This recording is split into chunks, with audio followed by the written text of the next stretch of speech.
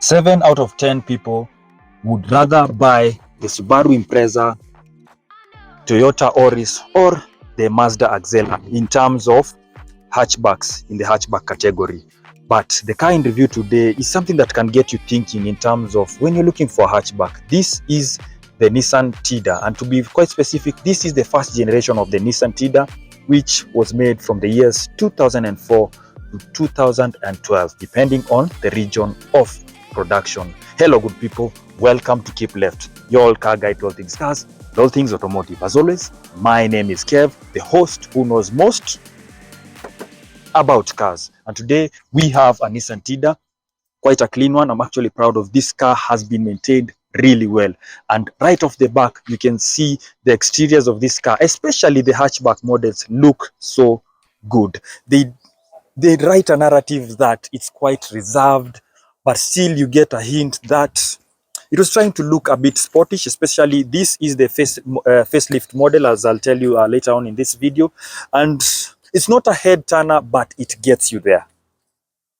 So what do you get on the interior of this car? It's quite a nice interior. I like it.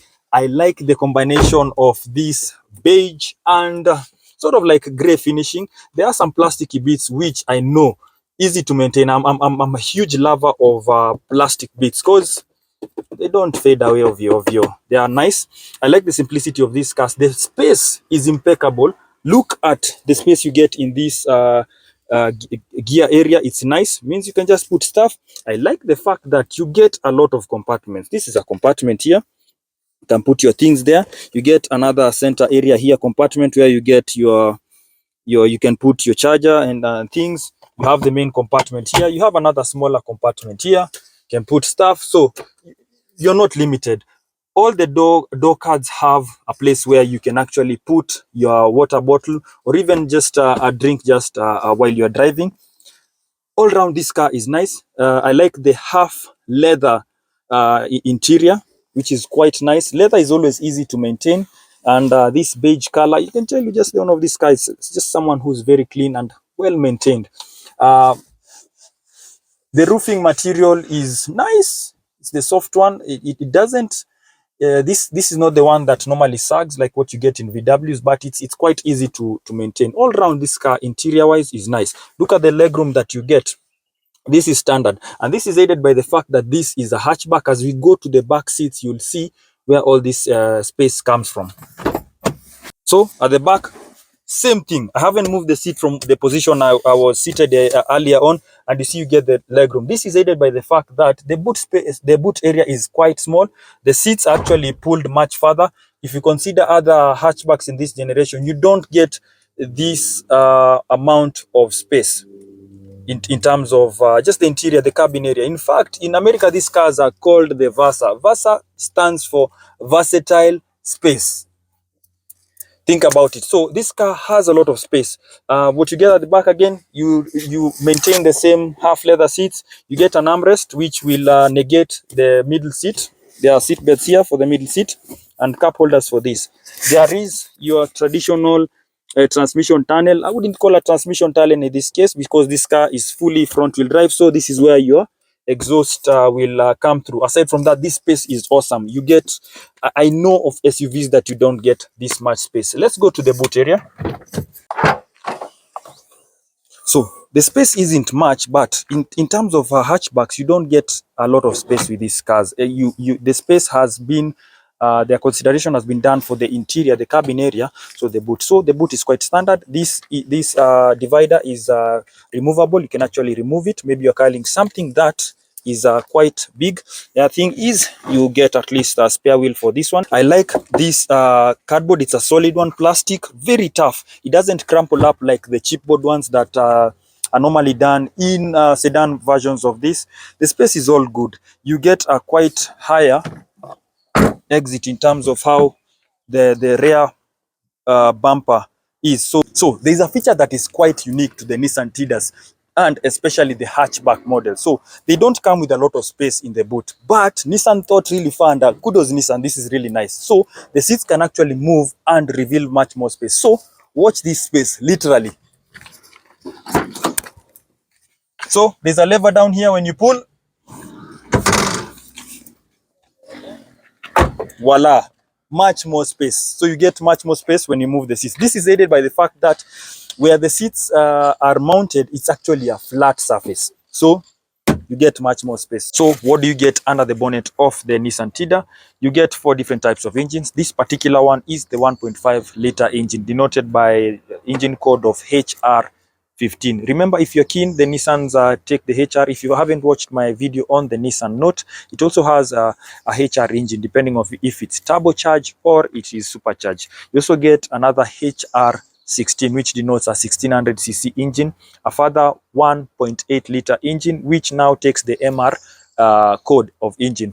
MRs we will find also, the MR20 will be found in the Nissan Sylphy and the Nissan X-Trail. So the last engine denotation is not a familiar one. In fact, in Africa, they didn't come so many, is the 1.5 liter engine, diesel engine. In terms of gearboxes, they're also very simple. These cars, remember, they are built to be very easy and usable and even serviceable. So in terms of gearboxes, you get 4 different gearboxes. A 5-speed manual transmission, a 6-speed manual transmission, which is normally paired up with the 1.8 liter engine, the S package, and then you get a Jatco 6-speed, Jatco 4-speed transmission automatic. Jatco do a lot of gearboxes for different Japanese manufacturers. Jatco stands for Japanese Auto Transmission Company. So, and finally, the last engine denotation is what you have in this, is the CVT transmission. People say CVT transmissions are ish, but it depends with the servicing of this engine transmissions. If you service them well, they give you very good serviceability. Yeah, so these cars are that simple. I like the simplicity of these cars. The only thing I don't like, and I'll talk about it later on, is the placement of the coils, how they put the air intake on top of the engine. Makes it hard when it comes to servicing these cars. It means you have to remove the whole manifold, and then to access the coil packs, and furthermore to access the spark plugs. Aside from that, there is a lot of space to work on this. I always stay keen in terms of things like engine mounts, things that you will replace time to time. So the accessibility of such is key in these cars. Aside from that, it's a clean car. It's easy to maintain. You don't they don't overdo things in terms of just how the engine looks. It looks good. I like how it just goes around how it does things. Yeah. So what are some of the drawbacks that come with this Nissan Tiida? And to demonstrate, the first one is the temperature gauge is not present in these cars. So if you look at it, you don't have anything for temperature. And if you notice, there was a light that illuminated just to show you things are good.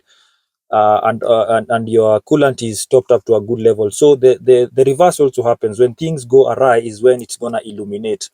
And to be honest, on my end, I wouldn't want to wait until when things go wrong, so that to tell me. I am old fashioned. I like the normal gauges. I just need a temperature gauge there. I don't know how you guys feel about that, but I think it's a drawback in terms of just living around with this car. The other drawback with these cars is that they don't sell too well when you're trying to resell them. So the resale value of this will plummet, but not so much. The hatchback versions are able to keep their prices a bit much better than the sedan models. And then one of the other big drawbacks is servicing these cars can, in terms of just minor service, an oil change, and just replacing your coil, not your coil, your spark plugs, can be quite hazardous. And I've demonstrated the same where the coil packs are located. You have to remove the whole air intake manifold to get to some of the plugs. You can just access the first two. The rest you have to remove the manifold, which by doing that, you tend to nick some wires here and there. Some airlines it can be nicked, and if you think about it, just removing this every other time, you're meant to, you can end up doing a mistake. So as opposed to other cars where your spark plugs are just located in front of you and you can just remove them, this one you need to take out the air intake. So the driving position is awesome. It's aided by the fact that you get this armrest that actually just pops up, and you get a lot of space here. Aside from that, when you just pop it down, you can actually rest your hand. This has a very raised sitting position, and it has seat levers. Mostly you'll find this on the right side, but these have been cleverly put on this side here. If you come down here, these have been put on this side just to aid you to move the seat, which is quite unique. You don't find this in most cars. Considering this is a hatchback, surprisingly there is a lot of space in these cars. The leg room is impeccable, and the sitting position is quite nice considering the size of this car. It's something you don't expect in this type of cars. And the cabin is good, easy to live around. No buttons that don't make sense or you have to Google and see what they do. This car is straightforward, and you get that. In terms of how or the driving ability of this car, it's quite peppy considering the engine capacity of this car. It's quite peppy. It gets you there in terms of just pick up speed and just moving. It's not a slouch, and that comes by the size of the engine. Again, you can't go wrong with these cars. They're simple enough, easy to maintain, and good to just live around. This is a proper day-to-day car. It is. You don't go wrong with these cars. So this is a slight incline just going up, and you don't feel that, you actually just feel the car picking up speed. The gearbox works wonders for this. I don't know why people say that these gearboxes are not good, but it works. It gives you what you need to do. It's a car that you can actually live so well with. It's not going to win any awards in terms of the fastest car in the world, but you're not buying it to be the fastest car in the world. You're buying a very functional car. So what does it mean? How much does it set you back in terms of if you're to look for this particular model in the market? For the later models in the first generation, we're talking about anywhere between 500,000 to 600,000. Especially, you might pay a bit extra for a cleaner one like this one. This is quite impeccable. For the earlier models, anywhere between 400, anywhere around 400,000 is a good price. Again, you don't want to buy something that you go back to servicing a lot of parts. And that goes for the hatchback models. For some reason, people are not so keen in terms of the sedan models. So the sedan models, the Latios, they don't command a very good resale price. I don't know why. So if you know why the sedan models don't get a good price, kindly comment on the comment section. Just tell us why you think the sedan models don't sell too well. So in terms of competitors, which other cars can make you think twice when you are in the market looking for a hatchback, a sizable one in that case? So for starters, there'll be the usual suspects, Toyota Auris. Or if you're looking for the earlier generations, probably the Ranex or Alex. In fact, I've done a video of the same. Yeah, I'll put a description of the same in this video so that you can watch if you haven't watched. Number two, there is the Mazda Axela, which has become quite popular in this day and age. And finally, I would say the Subaru Impreza. And the cars I've selected as direct competitors are cars that will be in the engine capacity range of 1500 cc's to at the very most 2000 cc's. It's the same area that is covered by the Nissan TIIDA. So those are cars that probably someone might consider if the Nissan doesn't work for you. But what are some of the reasons why you would buy the Nissan TIIDA as opposed to that car, and especially this hatchback version of the TIIDA? So for starters, the price, oh my, the price for this is good. Considering the value that you get from these cars, the price is awesome. So in terms of price, I think I've spoken about that.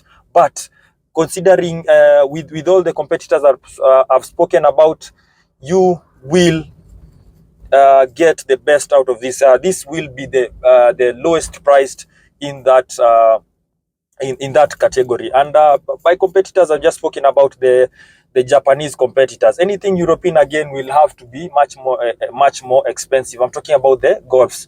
But from Japan, those would be the direct competitors. So what else works for this car is again the fact that they have their own clientele, people who actually like the TIIDAs. It means that you can drive this car in peace. You will not get parts nicked left, right, and center like other cars to be resold in the second-hand markets. So these cars, you can actually use them very easily. Again, this car has very good fuel consumption. This will do in just an average fuel consumption. If you consider the highway and the town running, you can do up to 15 kilometers to the liter. Again, these ones come with eco mode, so you're good in terms of the car just being sensible in terms of how it is consuming fuel. So it is something you can really consider, especially second-hand ones and clean ones like this one.